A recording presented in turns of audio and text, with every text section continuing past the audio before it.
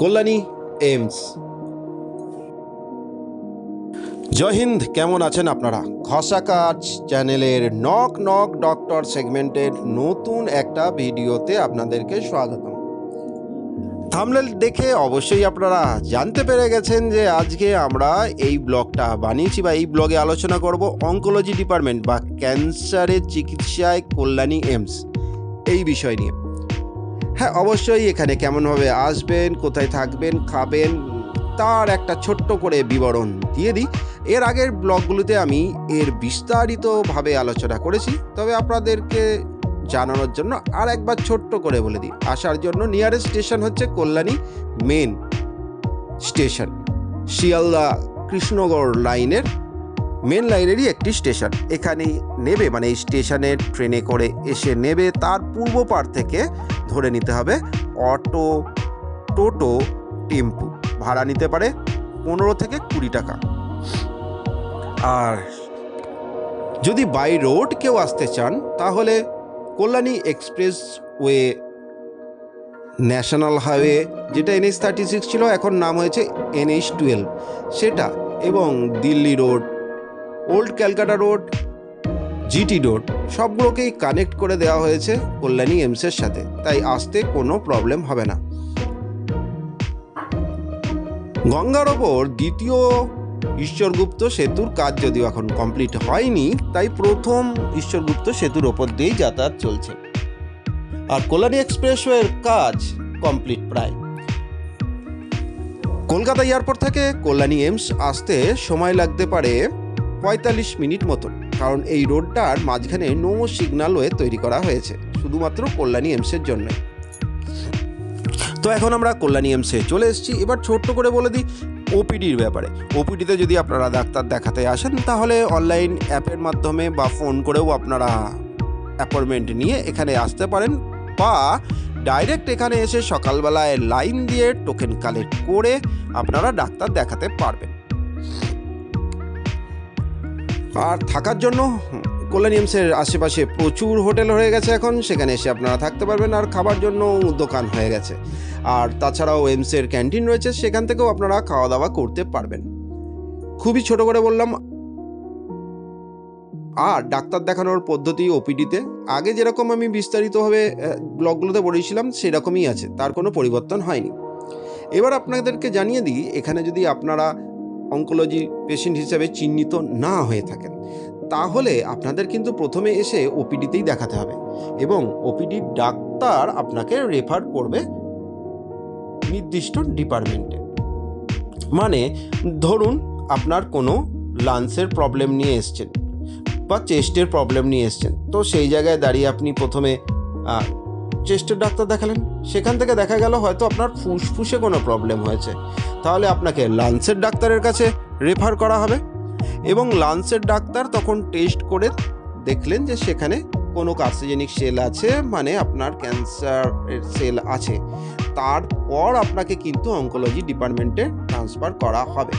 এবং এখানে আর একটা কথা আপনাদেরকে জানিয়ে রাখি, আগে কি হতো, আপনাদেরকে না পুনরায় অ্যাপয়েন্টমেন্ট নিতে হতো অন্য কোনো ডিপার্টমেন্টে যাওয়ার জন্য, মানে সেই প্রথমবারের মতন ফোনে বুক করো বা অ্যাপের মাধ্যমে বুক করো। তবে এখন সেটা নয়, এখন নির্দিষ্ট ডিপার্টমেন্টে এসে আপনি লাইন দিয়ে সকালবেলায় নামটা নথিভুক্ত করতে পারবেন, এই সুবিধাটা হয়েছে। শোনা যায় কিছু স্ক্যাম হতো এই ভর্তি সংক্রান্ত ব্যাপার নিয়ে, তার জন্যই এই ব্যবস্থা নিয়েছে, এটা শোনা কথা। তো সত্য মিথ্যা আপনারা বেটার জানেন আমার থেকে।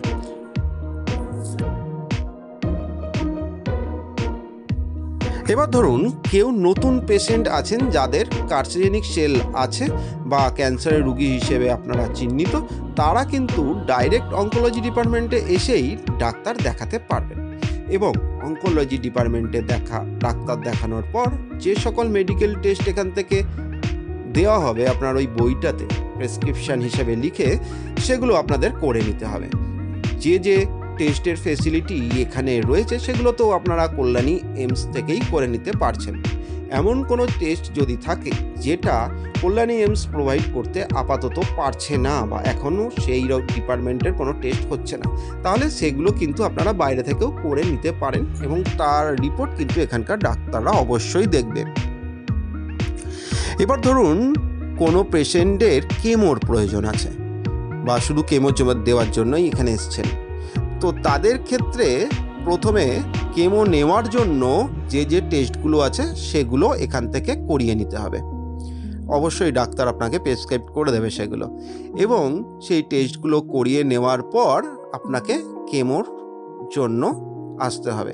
এখানে একটা কথা জানিয়ে রাখি, কল্যাণী এইমসে কিন্তু কেমো বা অন্যান্য যে মেডিকেল টেস্টগুলো আছে সেগুলো একদম বিনামূল্যে নয়।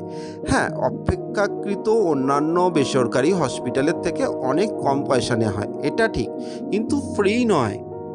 আর কেমোর জন্য আপনারা এখানকার যে এইমসের ফার্মেসি রয়েছে সেখান থেকেই আপনারা কিনতে পারেন, এবং কেমোর রেঞ্জ মোটামুটি ধরুন 10,000 টাকা থেকে ওপরে যতদূর যাচ্ছে চাই, মানে এরকম শুরু হয়, স্টার্টিং 10,000 টাকাই হয়। আর এখানকার ফার্মেসি থেকে কিনলে একটা নির্ধারিত ভালো ছাড় পাওয়া যায়। আর যদি কেমোর জন্য আপনাদেরকে বলা হয় তাহলে অবশ্যই আগে এসে ফার্মেসিতে কেমো অ্যাভেলেবেল আছে কিনা আপনি যে ডেটে দিতে চাইছেন সেটা শিওর হয়ে নেবেন। আগে থেকেই কন্ট্যাক্টটা করে রাখা খুব দরকার। তারপরে নির্ধারিত দিনে সমস্ত টেস্ট করিয়ে এসে আপনারা এখান থেকে কেমো নিতে পারেন। আর এখানকার আইপিডিতে ভর্তিও রাখা হয় পেশেন্টদের, কিন্তু এর বিস্তারিত আমি এই ব্লগে বলছি না, কারণ আমি অলরেডি আগের ব্লগগুলোতে না এর বিস্তারিত আলোচনা করে দিয়েছি। এগুলো যদি এখন বলতে চাই তাহলে ব্লগটা অনেক লম্বা হয়ে যাবে। তো আপনারা ডাক্তার দেখানোর পর এখানে ভর্তি থাকতে পারেন, মানে ডে কেয়ার সিস্টেমও আছে। তো এই হচ্ছে অঙ্কোলজি ডিপার্টমেন্টের মোটামুটি একটা চিত্র। তবে আর একটা ব্যাপারও এখানে আপনাদেরকে জানিয়ে রাখি, এমন কোনো ক্যান্সার হয়েছে যার ট্রিটমেন্ট আপাতত এখানে প্রোভাইড করা হয় না, মানে কল্যাণী এইমসে এখনও পর্যন্ত সেই ডিপার্টমেন্টটা চালু হয়নি। সেক্ষেত্রে দাঁড়িয়ে বা কেমো দেওয়ার ক্ষেত্রে যদি একদম ফ্রি চান সেই ক্ষেত্রে দাঁড়িয়েও আপনারা ডাক্তারকে রিকোয়েস্ট করতেন, মানে এই ব্যাপারগুলোর ক্ষেত্রে দাঁড়িয়ে আপনাদের পেশেন্টকে কিন্তু রেফার করা হয় অন্যান্য হসপিটালে। তার মধ্যে বিভিন্ন মেডিকেল কলেজগুলো রয়েছে, বর্ধমান মেডিকেল কলেজও হতে পারে, শিলিগুড়ি মেডিকেল কলেজও হতে পারে, বা কলকাতার মেডিকেল কলেজগুলোও হতে পারে, মানে কলকাতা মেডিকেল কলেজ সহ PGNRS যেগুলো রয়েছে মেডিকেল কলেজ সেখানেও আপনাদেরকে ট্রান্সফার করতে পারে, কিংবা CNCI হসপিটাল সেখানেও করতে পারে। CNCI কলকাতায় দুটো আছে, আর নতুনটা রাজারহাটে। এবং সেই রেফারেন্স লেটার, মানে রেফারেন্স লিখে দেওয়া হয় বই, সেটা নিয়ে এসে কিন্তু আপনাদের এই হসপিটালগুলোর প্রসিডিওর মেনে এখানে যোগাযোগ করতে হবে।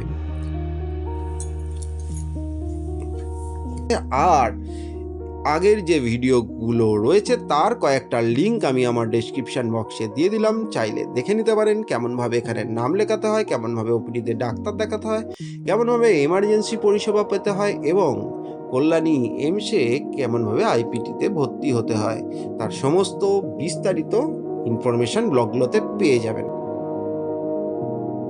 আর কল্যাণী এইমসে এখনও পর্যন্ত আয়ুষ বিভাগ চালু হয়নি, মানে আমি যেদিন গেছিলাম সেদিন পর্যন্ত চালু হয়নি।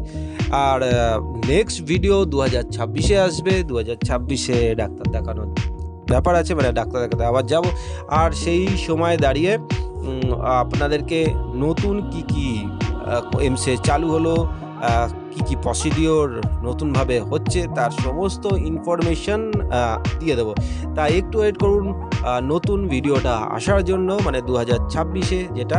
আর এই ভিডিওটাতে আশা করি আপনারা সেই সব ইনফরমেশন পেয়ে গেছেন যেগুলো দরকার এই এইমসে অঙ্কোলজি ডিপার্টমেন্টে আসার জন্য।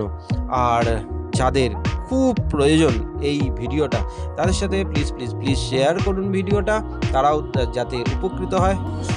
আর একটা কথা জানিয়ে রাখি ব্লগটা শেষ করার আগে, এখন কিন্তু কল্যাণী এইমসে প্রচুর ভিড় হচ্ছে, মানে আপনাকে এখানে এসে ডাইরেক্ট নাম বুকিং করে ডাক্তার দেখানোর জন্য কিন্তু অনেক ভোরবেলাতেই আসতে হবে। আর ওই কুপন টোকেন যেটা প্রথমে আপনাদেরকে কালেক্ট করতে হবে, সেটা কিন্তু যত তাড়াতাড়ি কালেক্ট করতে পারবেন তত তাড়াতাড়ি আপনারা ডাক্তার দেখাতে পারবেন। আর বেলা 11টার পর কিন্তু অন্য কোনো ডিপার্টমেন্টে ট্রান্সফার করলে সেখানে গিয়ে ডাক্তার দেখাতে পারবেন না। তার জন্য আপনাকে নতুন ডেট নিতে হবে ডাক্তার দেখানোর জন্য।